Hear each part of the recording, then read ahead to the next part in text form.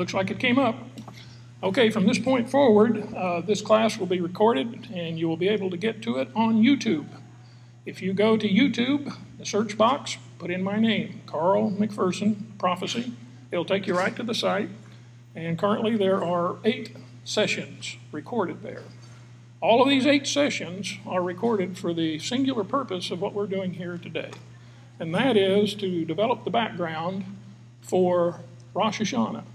Because I think this particular holy day speaks to our generation more than anything else. And as the Jewish disciples in Matthew 24 were interested in when their good times were going to come, I think the church now is pretty interested in when the good times are going to come for the church.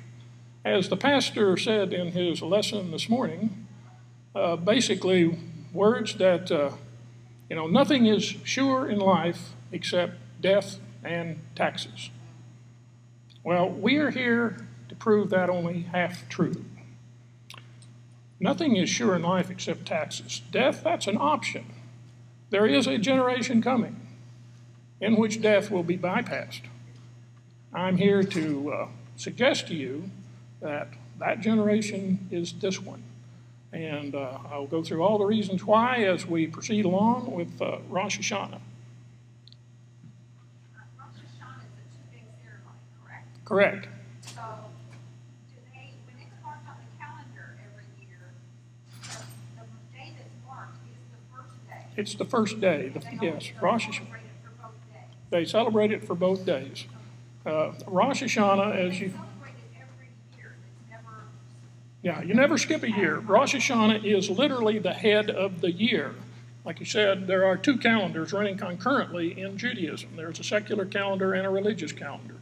The religious calendar begins in the first day of Nisan, or Aviv. And in that first day, of course, we have Passover, unleavened bread, first fruits. And then in the month of Sivan, which is about 2 months later, we have the feast of, Shavuot, or Pentecost. Yes? And it's Sunday on to Sunday. That is correct. Very important to understand how the Jews keep track of time.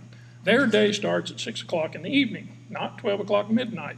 So we have that little detail, which is extremely important, particularly when you're trying to figure out when the day starts, when it ends, and particularly when we're talking about the 3 days and 3 nights that Jesus was in the tomb. You've got to realize that when he went into the tomb, it was right at 6 o'clock in the evening on some Wednesday. And he arose sometime after 6 o'clock in the evening on some Saturday. So, are there any questions now? I recognize that I have gone through an awful lot of material. It's likely unusual, uncommon to the traditional church member. And I just want to express right now, when you hear me talk up here, I am the one responsible for my words, nobody else. What you're getting from me is my paradigm, which I have developed over my 67 years of life. Everything I believe does not necessarily mean you have to believe it. All I'm saying to you is, here is what I have to offer. I'll take you in paths, hopefully, that maybe you've never been down before. I'll show you things that I believe that explain these things. You don't have to accept them. What you're getting here is the opinions of a 67-year-old retired instrument engineer. And in order to be retired, you first must be tired the first time. So I am that guy. I am the one responsible. And I am going to say things at times that are absolutely controversial. I make no apology for it. And the reason I don't is because I am not a political person. I do not, if you ask me a direct question, I'm going to give you a direct answer. It's what I believe. Yes, ma'am. Is there particular significance to the red moon and Passover and Tabernacle? Is that something more significant than other festivities? I am glad you asked. You're going to force me to give you a direct answer, aren't you? Yeah, the question is about the blood moons. And I don't know if any of you have kept up with the latest in this particular event, but we have suddenly figured out, because we got NASA now, and they have a site on which you can go and figure out when a blood moon occurred in any particular year, in any particular order.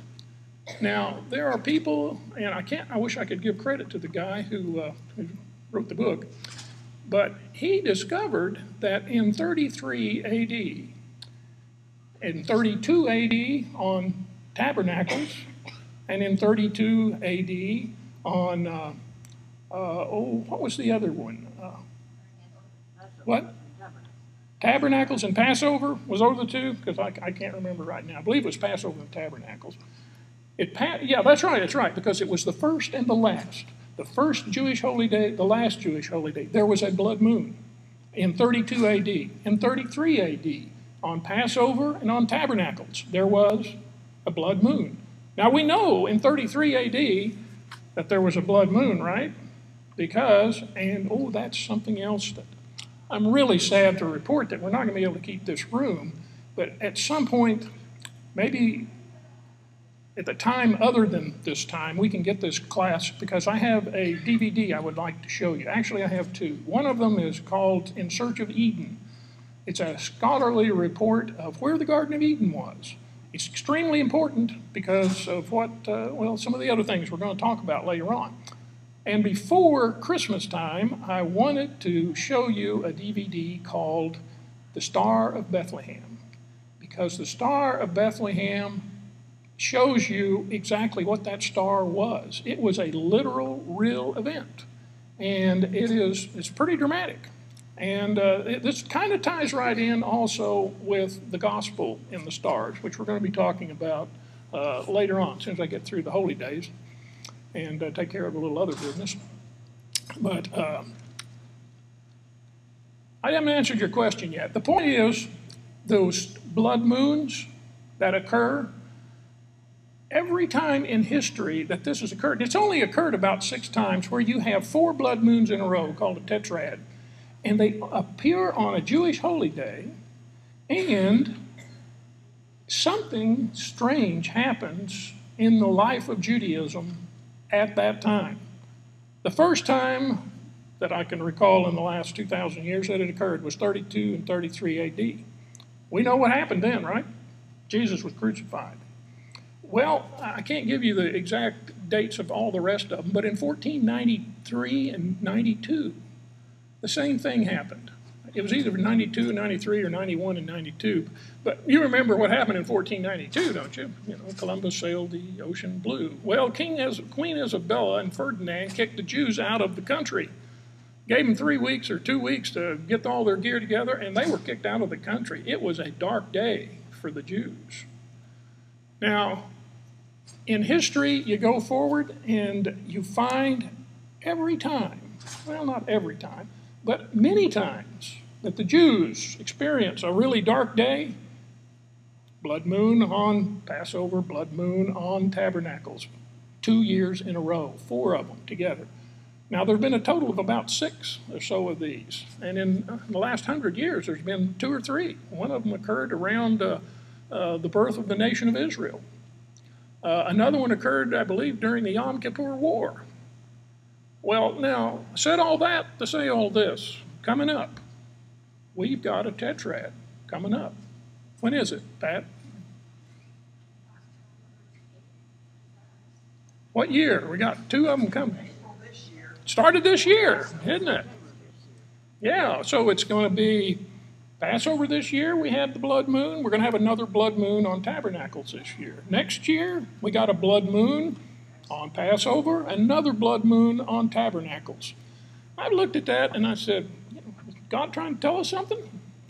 Well, me and thee will try to sort all that out as we move along here. But it's interesting, isn't it? It's the first and the last. The first and the last. Who we know is the first and the last? Well, so there's something there. Something's going on. It's also interesting that in what's next year? 2015, when we have a blood moon on Passover and a blood moon on Tabernacles. On Rosh Hashanah, we have an eclipse of the sun.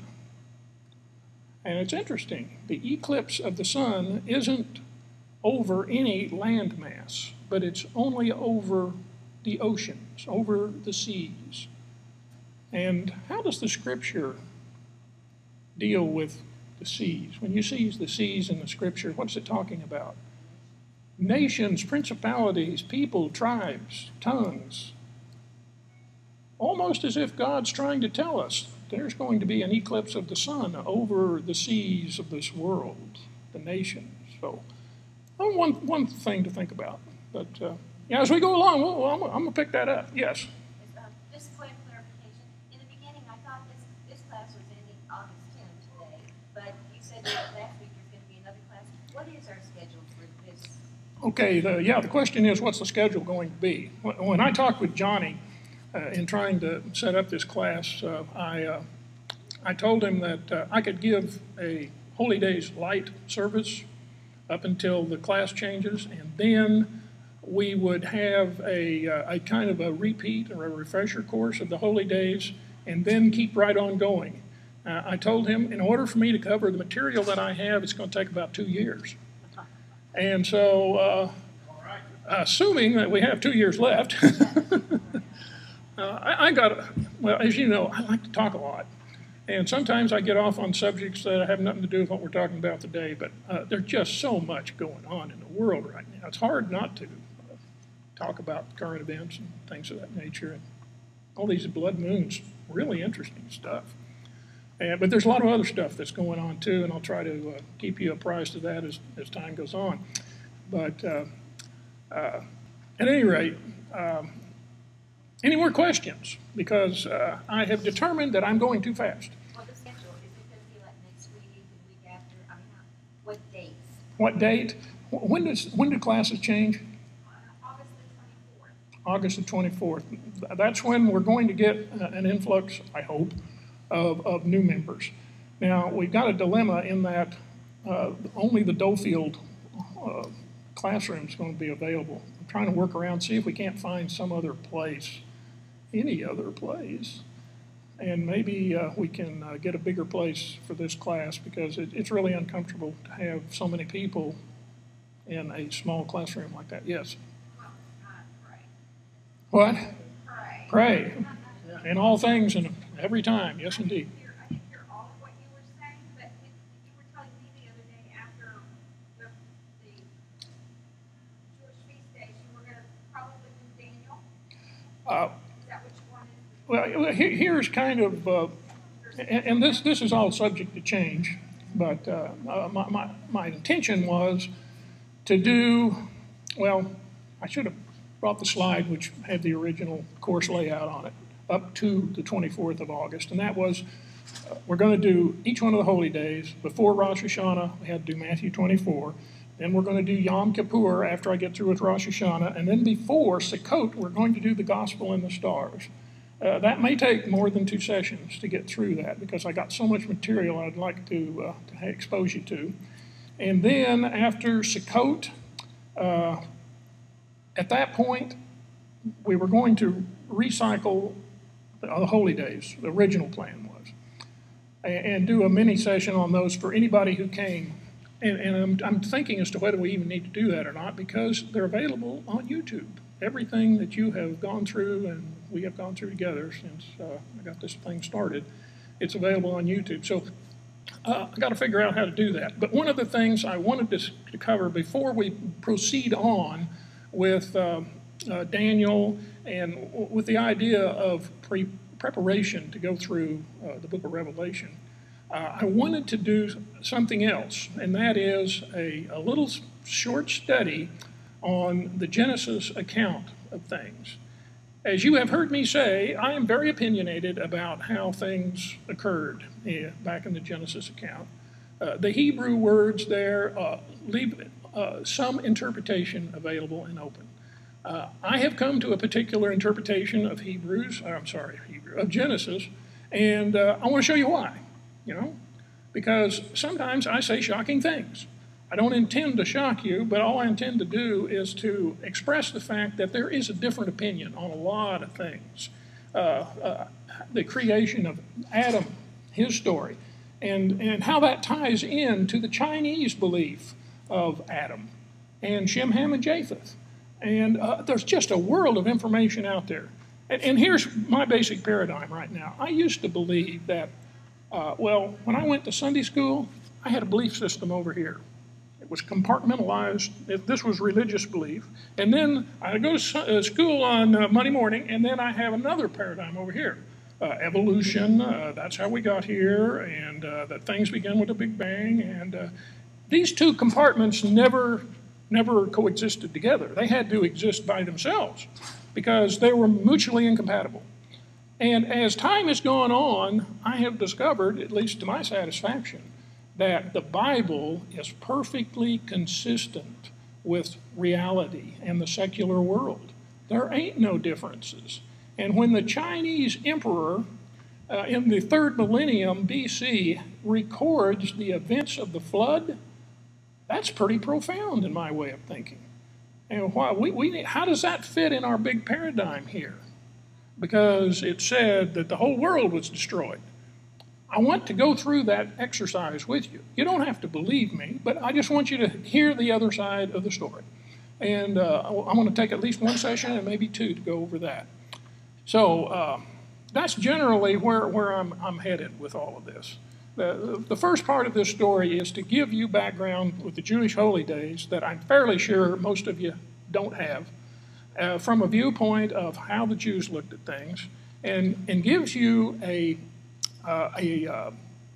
background for setting prophecies and their fulfillment. If you don't have the framework of the holy days, how do you know where to put Joel's statements about the day of the Lord? Where is the day of the Lord going to fall, for heaven's sake? Well, if you go through a detailed study of the holy days, you'll come up with a pretty good conclusion. And it's very consistent with the premillennialist viewpoint of Bible prophecy interpretation. Adam born, 6,000 years, and 4,000 years later, the second Adam was born. 2,000 years after the second Adam, which was Christ, we would expect the return of Christ to remove his church. Just before a 7-year period occurs called the tribulation, at the concurrence or the conclusion of that tribulation period, Messiah's feet set down on the Mount of Olives, and he takes full possession of planet Earth. And the Garden of Eden, as the Jews believe it, is reconstructed on planet Earth for 1,000 years. The Jews are on top of the social ladder. Things are really in good shape for 1,000 years, except at the end of the 1,000 years, in which, what happens? Satan is released again to go do his business. So that paradigm right there is consistent with the Jewish holy day teachings. And so we are at the point now of where, hopefully, when we start talking about the rapture and the timing of it, that you have enough background with where we've been that you can hopefully nod your head, and if you can't nod your head, you can at least understand the argument as to why I believe that day is knowable. So, since I butchered up last session so bad, I wanted to kind of overlap today's session. I have to wait. If I hit that sucker twice, it's going to miss a slide. I'm learning. Last week in Amos, surely the Lord does nothing, but he reveals his plans to his servants, the prophets. If you never can understand a Bible prophecy, it has no value. If it is always way over your head and you can never have an understanding of God's workings, what value is the prophecy? In my way of thinking, the value of prophecy is that it enhances faith. Faith is an action based on belief sustained by confidence. This underlying business of faith is confidence. And the question is, does God do what he says? I'm here to show you he does exactly what he says. And at the right time, as you've heard me say, some of these prophecies have a timestamp on them. You can't understand them until the right time comes. Sir Isaac Newton spent the whole of his career trying to figure out when the Lord was going to come back, and he didn't even get close. And he was the smartest man in the world. I mean, he was probably smarter than Einstein. And so when God puts his time on things, and if you try to crack the code before the time is right, you are doomed to frustration because he ain't going to allow it. It's just like he told Daniel. He says, Daniel, this isn't for you. This is for the time of the end. So there is an appropriate time for everything. And I would believe the appropriate time to understand something about this rapture business is right now. Rosh Hashanah, Feast of the Trumpets, literally the head of the year.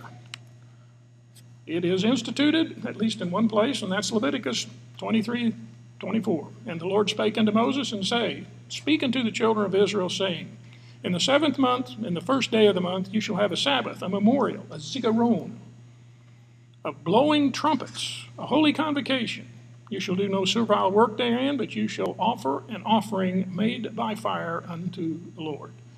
This is the establishment of the Feast of Trumpets. Now, all of the details of the Feast of Trumpets aren't found right here. This kind of gives you the broad picture of it, but not all the details. Where do we get the details?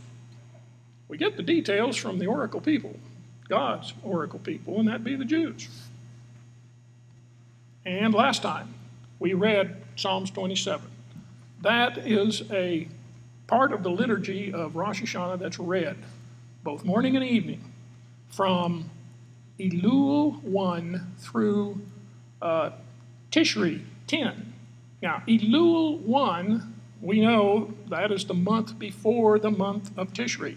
So for 40 days, from Elul 1 to Tishri 10, Psalms 27 is read twice. There must be something in there that we need to get, right? Must be pretty important. Now, that period of time from Elul 1 to Tishri 10, 40-day period, is the period called the Teshuvah, or the return, meaning the return to the Lord. And I'm not sure if I covered... Well, let me go on. I think I'm going to cover what I was about to say here in just a minute. Now, the Jewish people, God's oracle people, have a variety of names for Rosh Hashanah, as we went over last time. One of them is Yom Teruah, the day of the awakening blast. One is Yom Hadin, the day of judgment. Yom HaZikaron, you heard that word just a moment ago. It's the day of remembrance. Yom Arikta, as Marilyn just explained, it's a 2-day event. Has to do with the fact that you can't really know for sure when that moon has completely disappeared. So they have added an additional day. It's called Yom Arikta. It's also called Yom HaKisei, the day of the hiding. Ostensibly, the hiding was, well, the hiding of the moon, but then there are other hidings that are going on there, which we will discuss here at some length. It's also called Yom HaPiduth, the day of redemption. It's Yom HaMelech, which is the day of the king. It's when the kings of Israel were crowned on Rosh Hashanah. It's the first day of the Yamin Noraim, many days of many awes. That day begins with Rosh Hashanah and concludes on Yom Kippur. It's a 10-day event, but the days between Rosh Hashanah and Yom Kippur are a 7-day event. There are 7 days in between, non-sabbatical days, because Rosh Hashanah, both days are a sabbatical day. Yom Kippur is most certainly a sabbatical day. And it's also called the day of the opening of the gates. We heard me read last week from Revelations 4:1. But when you read that with the context of Rosh Hashanah, it gives you a different way of looking at things. It's also the first day of the Jubilee year celebration. The Jubilee year obviously begins with the first day of Tishri, but most of the ceremonies occur on Yom Kippur, which is on the 10th. It's also called the day which no one knows, as an attempt to confuse Satan, because I don't want Satan to know when this day is, lest he might get in there and mess up the works. It's also called the day of the resurrection of the dead, and it's also called the birthday of the world. You heard me on the last class session go over that. Now, I want to repeat some of what we went over last time, just to kind of overlap. The day, Yom Teruah, the day of the awakening blast. On Rosh Hashanah, the Jews believe that that is the day that the dead will be awakened. They will rise. And the occasion of that rising is at the sound of the last trump. The last trump blows during the Musaf, or additional prayer service of Rosh Hashanah. And it is at that time that the gates of heaven are opened. And all men are judged and put into one of three camps.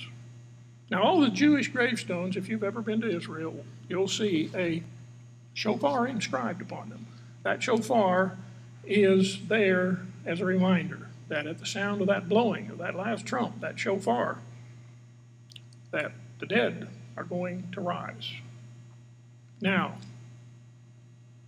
you heard me say last time, 1 Corinthians 15, 51, and 52, behold, I show you a mystery. We shall not all die. We shall all be changed in a moment, in the twinkling of an eye, at the sound of the last trump.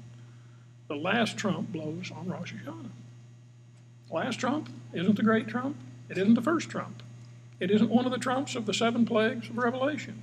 In Judaism, it has a place, it has a name, and the occurrence of it is profound, in my way of thinking, because it enlightens us as to exactly what events are going on right here. Do you suppose that the early first century Christians, which were all Jews, had any question about this? I don't think they did. It's when all of a sudden we lost the Jewish influence in the church that we lost a lot of our understanding, and we kind of got off the track. You remember when that occurred? We owe that to Constantine. You remember back in 325, the Council of Nicaea. Take a look at that and see how, well, basically the Council of Nicaea was called by Constantine to establish a framework for Christianity and moving forward, and what they were going to believe and what they weren't going to believe. It was the biggest anti-Semitic bunch you've ever seen. They didn't invite any Jews at all. If there were any Jews left, they made sure and left them out, because if you heard the transcript from that event, why, you know why we celebrate Easter today? We did it just because we didn't want to do it on Passover. Because Constantine said, why, those rascally Jews, we're not going to have anything to do with them. We're going to have a more perfect occasion, Easter. And you know what Easter is? It's well, tell us, what is Easter? It has to do with Ishtar. It has to do with a pagan rite of fertility, and ultimately it goes back to the Babylonian occult practices. Yes, it has to do. Ishtar is the Canaanitic version of Mystery Babylon religion. And the Mystery Babylon folks had a big say in Constantine's world. Because if you follow Babylon, they moved from Babylon to Pergamus, and when Rome took over that region, they moved on to Rome. Their influence was dramatic, and it's still in the church today. Easter is just a cognate of Ishtar, and it is it's a heathen holiday based on fertility. Why do you think we have bunnies and eggs at Easter? It goes right back to that fertility rite again. So we lost the Jewish influence around 325. Thanks to Constantine, and we have diverged ever since, and certainly not to our own benefit. So, like I say, when I hear of our traditions in the church, immediately a red flag goes up in my mind. Can I accept this or not? And I have to go back and check it out. Is this real or is this not real? We had a tradition for a long time. Jesus was crucified on Friday, basically because we don't know anything about Judaism. So we have been misled for a lot of years in a lot of things, I believe. But once again, let me report, you're hearing this as the opinion of a retired instrument engineer. I don't claim to have any divinity training whatsoever. The only thing you're getting here is my opinion. You can take it for what it's worth, and for $4.50, in my opinion, you can go to any Starbucks and get a very small cup of coffee. So at any rate, Yom Teruah, Day of the Awakening Blast. Another name, Yom Hadin, Day of the Judgment. As you heard me say last time, on Rosh Hashanah, the Jews believe that all men of the world are judged. When I say men, I mean men and women. When I grew up, and you say men in general, we're talking about humanity. In this day and age, you got to be very careful. So anyway, when I say men, I'm saying the whole of humanity is judged and assigned to one of three books: the book of the righteous, the Tzaddikim, book of the intermediate, the Benonim, or the book of the wicked, the Ruashim. The book of the righteous and the wicked are indelible ink. You write, and once written in those books, you can't ever get out of it. But once you're written in the book of the Benonim, that's the transitory book. You have until Rosh Hashanah to change your ways, get right with the Lord, and if you do, the promise is you'll be written into the book of the Tzaddikim, book of the righteous. But if you tarry until Yom Kippur and don't get right with the Lord, the Jews believe you're written in the book of the wicked, and you are condemned, destroyed, annihilated. There's no hope for you. Now, I'm sure some of you have read Revelation. And I was perplexed for a lot of years because in Revelation 7:13 through 15, John he's clearly in the middle, or if not in the middle, it's certainly the front end of the tribulation period. And the angel is hauling him around and showing him this thing and showing him that thing. And they showed him this whole group of people. And just to read what he said, he says, "And one of the elders answered, saying unto me, What are these which are arrayed in the white robes? Whence came they? And I said to him, Sir, thou knowest." In other words, I ain't got a clue. And he said to me, "These are they which came out of great tribulation. And they have washed their robes and made them white in the blood of the Lamb. Therefore, they are before the throne of God, and they serve him day and night in his temple. And he that sitteth on his throne shall dwell with them." I tell you, you read this, is that the church? If it is, the church was in the tribulation and they came out of it. And those people who make that argument, what do you do? But what if these were the Benonim, those that were neither righteous nor wicked, but they were that group? Remember the group of the wise virgins and the foolish virgins? They were both virgins, weren't they? What happened to the foolish virgins? Were they lost forever? They just missed the wedding feast of the Lamb. They missed going into the chuppah. Maybe there's hope for them too. Maybe they are amongst this group that went into tribulation, but they got out. But they got out, they had to suffer a fair amount. Maybe even being beheaded. But I'm just saying, this kind of fits in, doesn't it? Because this group, and I think we can say without question, it's not the church. And you know how we can say it's not the church? What is these people's job? They serve him day and night in the temple. Ruling and reigning as kings and priests? Nope. They are serving in the temple. Is that bad duty? I don't think any duty in heaven is bad duty. It's certainly different, though. What is the promise of the church? We're going to rule and reign with him. We are the bride of Christ, right? Looks like we got another group here. We got a group that didn't make the call the first time, but all of a sudden, and there's a huge number of them, according to the Revelation account, they come out. Sounds like we got another rapture going on here. But I tell you, I want to be on the first one, not on the second one. So, you got to admit, it kind of seems to follow what the Jews believe, at least in this. Another name for Rosh Hashanah is Yom HaZikaron, which means Day of Remembrance. And you've heard me read the Leviticus account, and it calls for a memorial, a remembrance, literally, on that day. Well, what are we supposed to remember?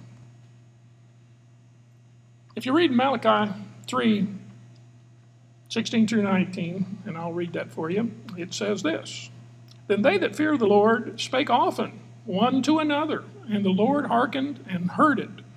And a book of remembrance was written before him for them that feared the Lord, and that thought upon his name. And they shall be mine, saith the Lord of hosts, in that day." Anytime you see that word, in that day, we're talking about the day of the Lord, most every time. When I make up my jewels, I will spare them, as a man spareth his own son that serveth him. And they shall return and discern between, then shall ye return and discern between the righteous and the wicked, the Zadokим and the Ruachim, him that serveth the Lord and him that serveth him not. Then shall ye return and discern between the righteous and the wicked, and between him that serveth God and him that serveth him not. At some point in time, God is going to write your name into a book of remembrance. And what is the benefit of that? It says he's going to spare them on that day. He's going to have compassion upon them on that day. And what is that day? The day of the Lord. And having compassion on one during that day sounds to me like the only way that happens is if you're out of here. So it sounds like, to me, we're talking about another passage in the Scripture that alludes to, or at least implies, of a rapture. Now, as Marilyn brought out, this is Yom Arichta, one long day. It's a 2-day, 1-day thing.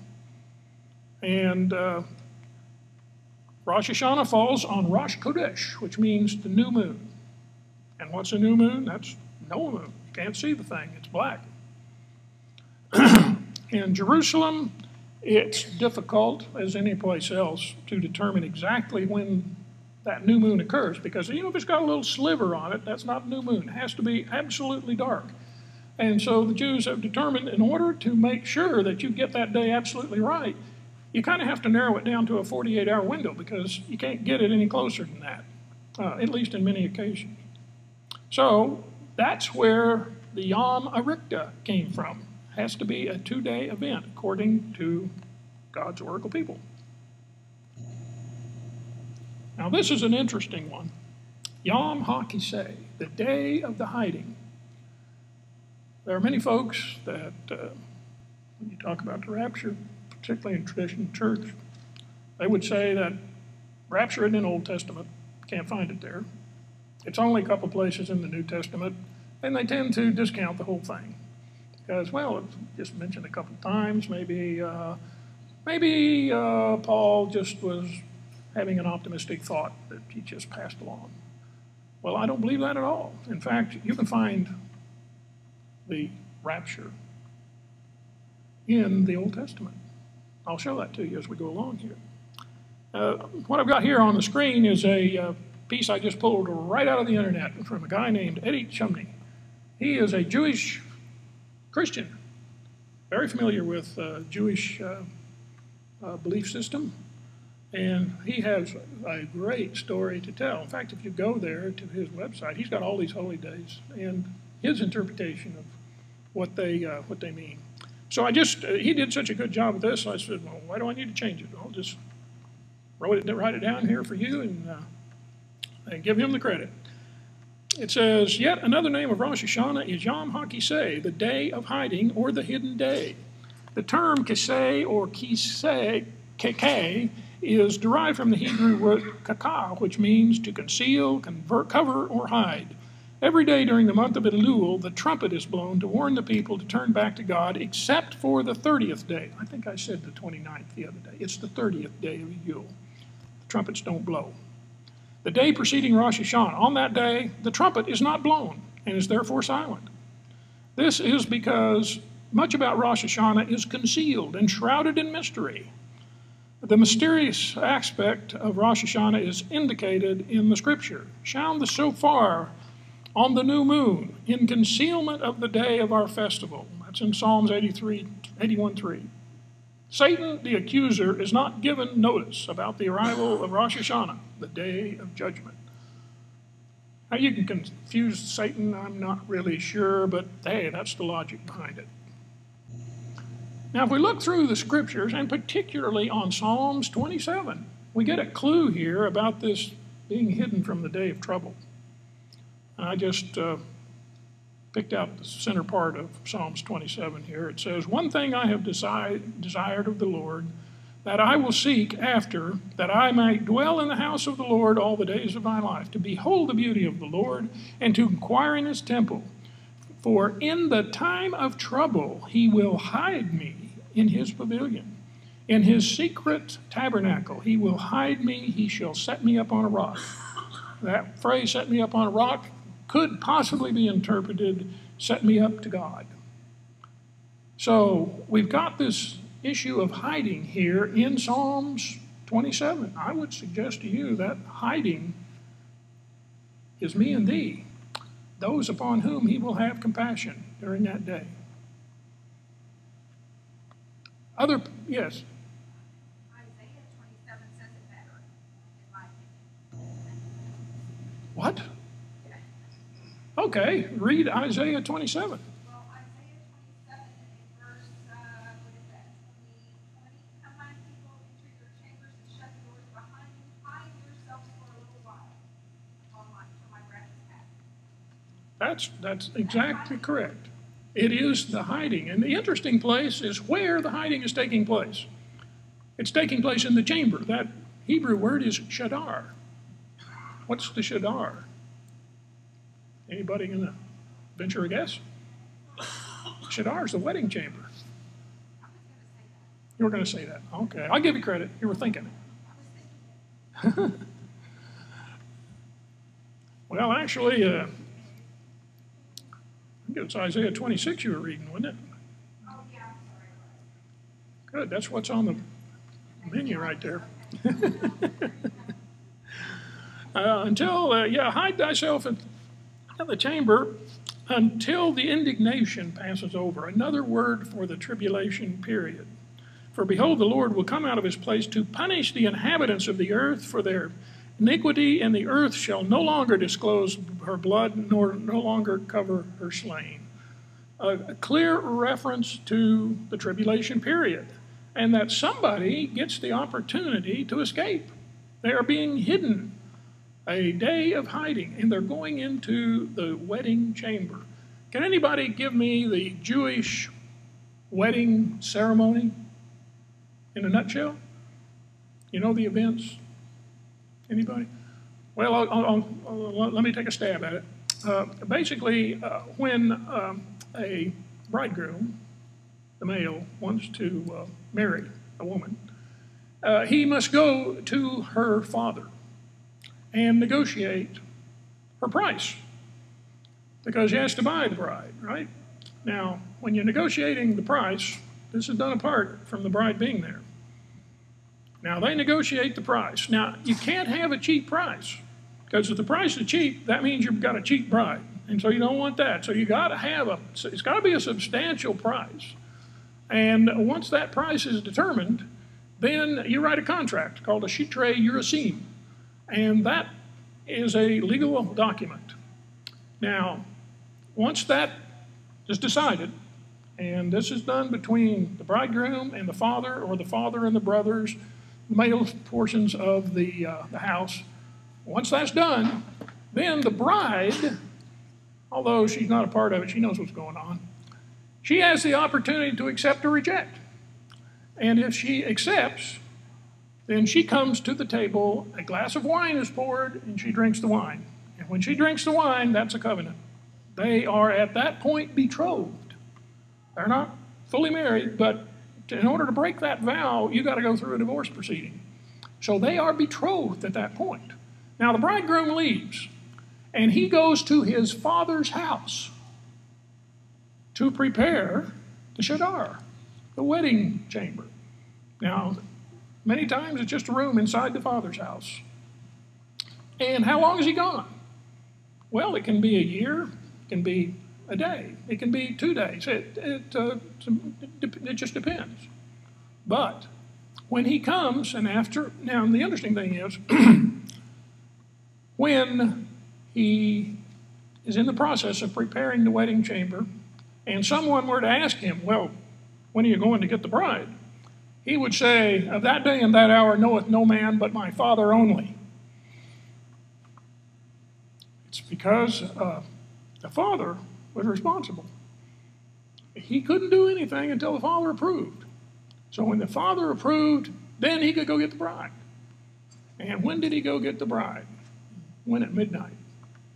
And when he went to get the bride, you know, nobody knew the day nor the hour, but everybody showed up. How'd they know? Well, obviously the word got out. So he goes and gets his bride, and he brings her to the Shanah.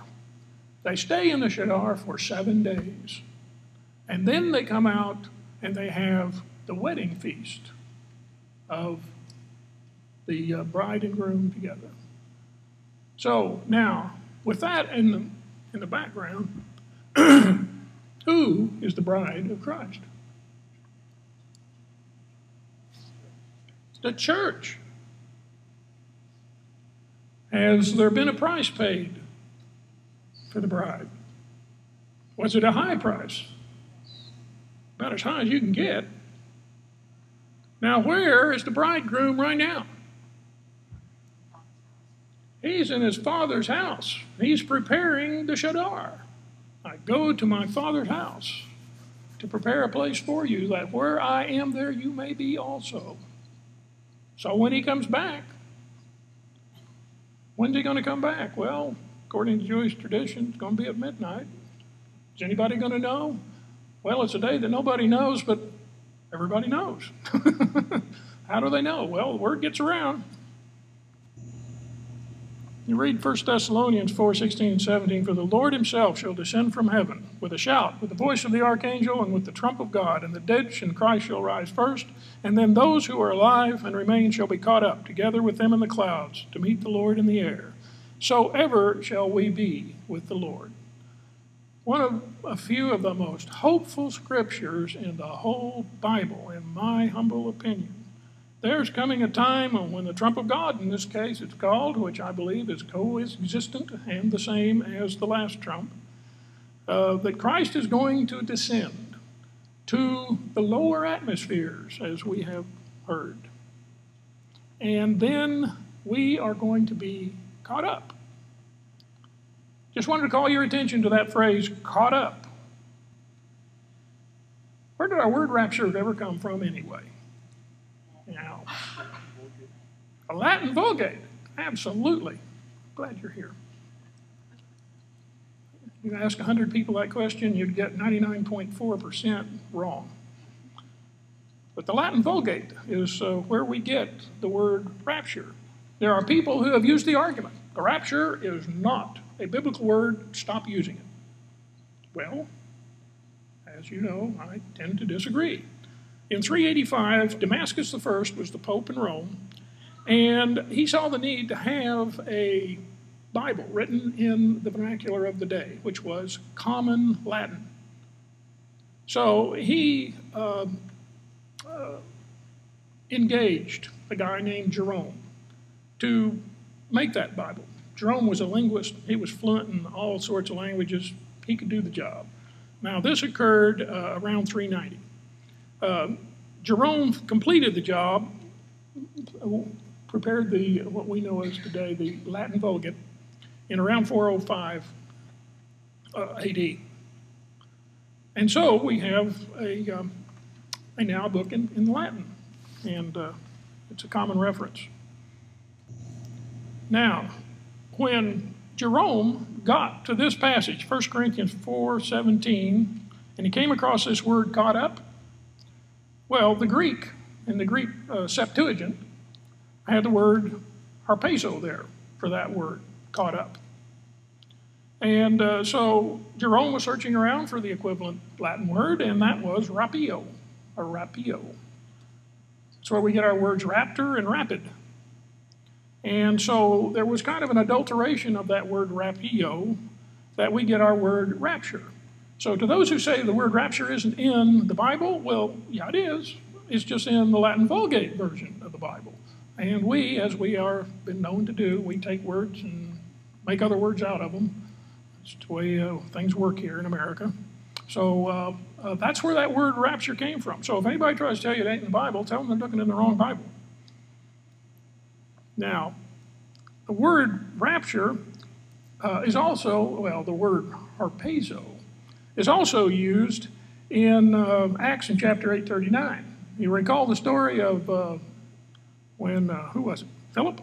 Yeah, Philip was ministering in the Gaza Strip. And the story goes, and he commanded chariot to stand still, and they went down both into the water, and Philip and the eunuch, and he baptized him. And when they were come up out of the water, the Spirit of the Lord caught away Philip, that the eunuch saw him no more, and went on his way rejoicing. But Philip was found at Azotus, and passing through, he preached to all the cities till he came to Caesarea. So we get a clue here as to what this word caught up is all about. Philip was standing there talking to the eunuch, and bang, he's all the way over here in Azotus. How long did it take? A twinkling of an eye. And he was gone. Now we know exactly how it's going to be when the Lord returns again. You're going to be sitting there doing what you're normally doing, and then all of a sudden you're not going to be here anymore. Oh, and they've got a new movie coming out. They're going to redo The Left Behind, and the main character is going to be Nicolas Cage. It's going to, what I hear, going to be pretty interesting, pretty good book. Appropriate time to have it, I think, also. Make a point of seeing that. So now we got a feel for the harpazo. Now there is another meaning assigned to harpazo according to, you'll hear me reference this guy a lot, and that's Kenneth W. Wuest, and Wuest Word Studies of the Greek New Testament. Volume 3, page 139, Wuest says, the word harpazo also means to rescue from the danger of destruction. Wow. That's what I would like, somebody to rescue me from the danger of destruction. And we know that the tribulation period is certainly a day of the danger of destruction. And so if I don't quit right here, I am going to run over. I just wanted to mention this passage to you, John 14:2. In my Father's house are many mansions. If it weren't so, I would have told you, I go to prepare a place for you. And if I go to prepare a place for you, I will come again to receive you unto myself, that where I am, there you may be also. That is pretty much right out of the Jewish holy wedding ceremony. So another point in which we can see God's oracle people, although they think they're keeping a wedding ceremony, which was given to them by God, it is a drama of the rapture also. And it's all tied up with all these events of the end times. So there's an awful lot more to know. And next week I'm going to start with Yom HaKiseh, the day of hiding, I think. I think I already covered that. Okay, well, there's a few more things about the day of hiding, and then we will conclude Rosh Hashanah. Yes? You have 5 minutes. I thought you wanted to do questions. Yes, I do want to do questions. So while we got at least 5 more minutes to go, are there any questions this far? Yes, sir. Since Constantine brought all these people together, they decided what books were to be in the Bible. I haven't read any other books out of the Bible that weren't included in any of the other books that maybe you have read point to prophecy that aren't in the Bible. Oh, yes. Now, Constantine didn't do that. He didn't decide which books would be in the Bible. That was done basically by the 1611 King James folks. But what Constantine did was he decided we ought to be keeping Easter instead of Passover, and he was an anti-Semite. If you read the transcript from the Council of Nicaea in 325, you'll find out that these were not nice people towards Jews. They considered the Jews to be Christ killers and put the entire burden of that event upon the Jews. Now, the books that are, in my view, acceptable and maybe if not canonical, they are certainly worthy of looking at. And that is the one I referenced last week, which was 2nd Esdras. And you will find that in the Apocrypha in the King James. There's another one, the Gospel of Barnabas, which, man, it reads just like regular, Matthew, Mark, Luke, or John.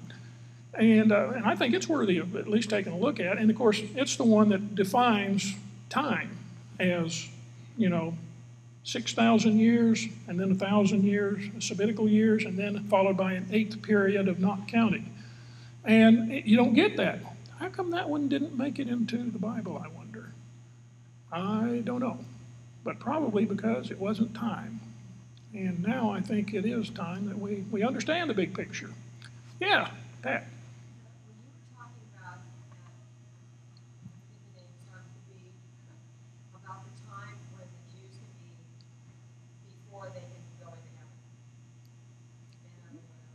I'm just wondering how that relates to purgatory that the Catholics believe. Oh, the Benonim, the neither righteous nor wicked.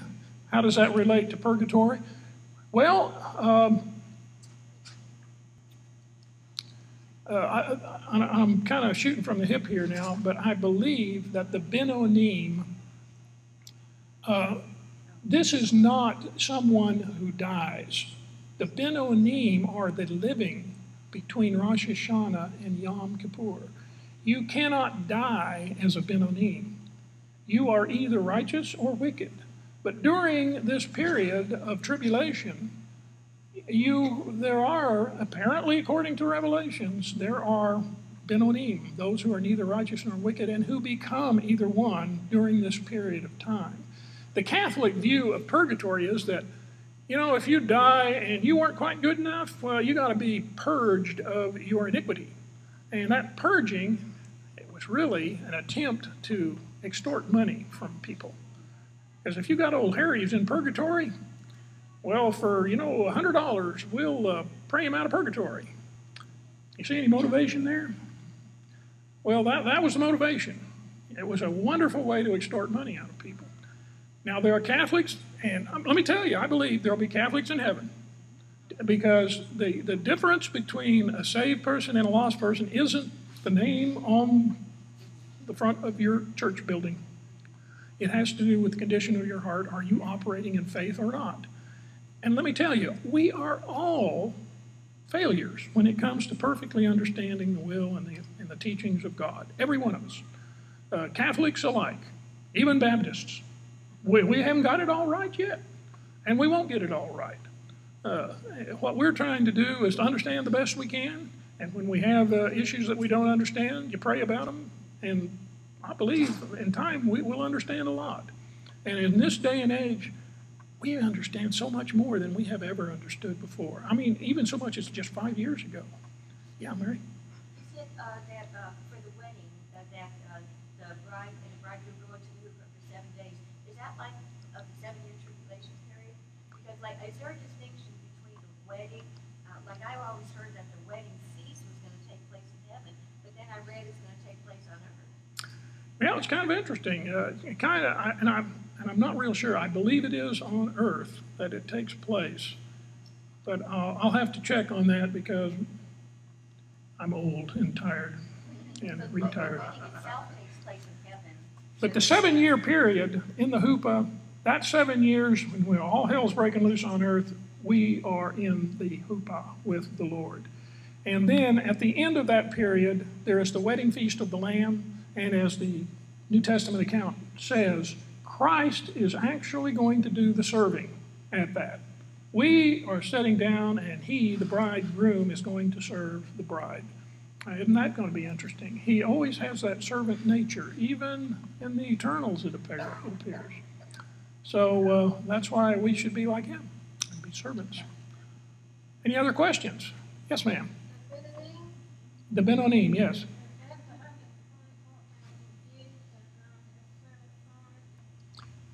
That's interesting that you should mention that. Remember, on Rosh Hashanah, one of the greeting on Rosh Hashanah changes from Shanah to Vo to Takavu to something else, which I can't remember right now. But it has the words to the effect, may you be sealed until the day, or sealed for goodness. That sealing business, it appears to me, is very coincidental with the 144,000 in the tribulation. How is it that 144,000 avoid being attacked by the locusts which come out of the pit? Because they have a seal on them. So my suspicion is this 144,000 went into the tribulation because they were not in the household of faith. They were not the church. They were not the ecclesia. But as they went in, they were separated out almost immediately and sealed. And they, with the angelic beings, compose a force of at least 144,000 evangelists which go out to bring the good word to the world. And then there will be some who will be saved. Because remember, that sealing takes place before this big crowd of folks gets to leave and become servants in the temple. So that's kind of the way I see it anyway. Any other questions? Yes? The man Kenneth Weiss, Yes. W-E-I-S-S. W-U-E-S-T. W-U-E-S-T. And what is the name of that book he wrote? It's a 4-volume set, and it's word studies in the Greek New Testament. And what I quoted was from volume 3. Guy's really interesting. He's the guy who said that he knows that the Lord's going to come down within 6,403 feet of the earth because of the understanding of the Greek word air, that we are going to meet the Lord in the air. And that air is the air when you stand on top of Mount Olympus and look down, that is air. You look up, it's ether. So in his way of thinking, which is kind of clever, the Lord's going to come down to at least 6,403 feet above the planet. Any other questions? Yes, ma'am. Just one last comment. If anyone has a prayer request for this week, you can come and write it down, and I'll be glad to get those sent out and read some next week also. Okay, if there's nothing else, let's close with a word of prayer.